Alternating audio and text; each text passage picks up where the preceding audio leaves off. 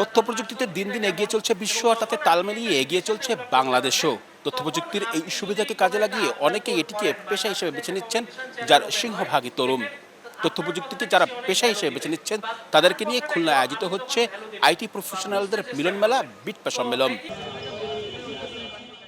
শনিবার খুলনা শিল্পকলা একাডেমিতে দিনব্যাপী আয়োজিত হয় এই বিটপা সম্মেলন। ৮০০ জন অংশগ্রহণকারীর উপস্থিতিতে দিনভর অনুষ্ঠিত বিভিন্ন সেশনে বক্তারা তুলে ধরেন প্রযুক্তির সম্ভাবনা ও বাস্তব চ্যালেঞ্জ। কৃত্রিম বুদ্ধিমত্তা, freelancing, startup culture, UX design, cyber নিরাপত্তা এবং উদ্ভাবনী প্রযুক্তি ছিল আলোচনার মূল বিষয়।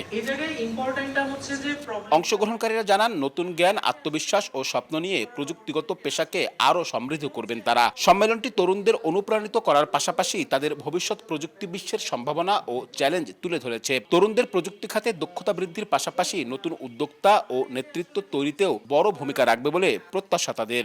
যারা এখানে স্পিকার হিসেবে আসেন এবং গেস্ট হিসেবে আসেন, তাদের কাছ থেকে মূল্যবান কথা, তাদের দিক নির্দেশনা, বিভিন্ন গাইডেন্স আমরা পেয়ে থাকি। যদি আপনি স্কিলফুল হন, সেক্ষেত্রে এটা নিয়ে ভাবার কিছু নাই।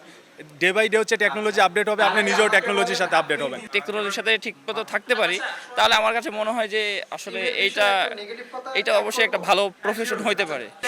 এ ব্যাপারে যদি গভর্নমেন্ট আরো বেশি উদ্যোগী হয়, তাহলে আমার মতো অনেক মেয়েরা আগায় আসতে পারবে।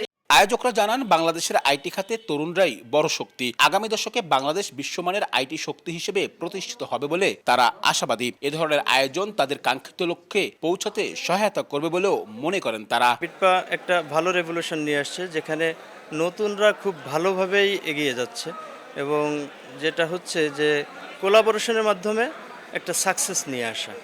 হয়তো অনেক দিন ধরে কাজ করছে, কিন্তু ছোট্ট একটা ইস্যু সলভ হচ্ছে না, কিন্তু এখানে আসলে কি হয়, পারস্পরিক কোলাবোরেশন, নেটওয়ার্কিংয়ের মাধ্যমে জিনিসটা খুব সহজেই সলভ করা সম্ভব হচ্ছে।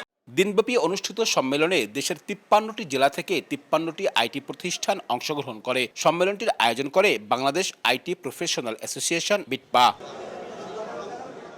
আব্দুল্লাহ আল মামুন রুবেল, সময় সংবাদ, খুলনা।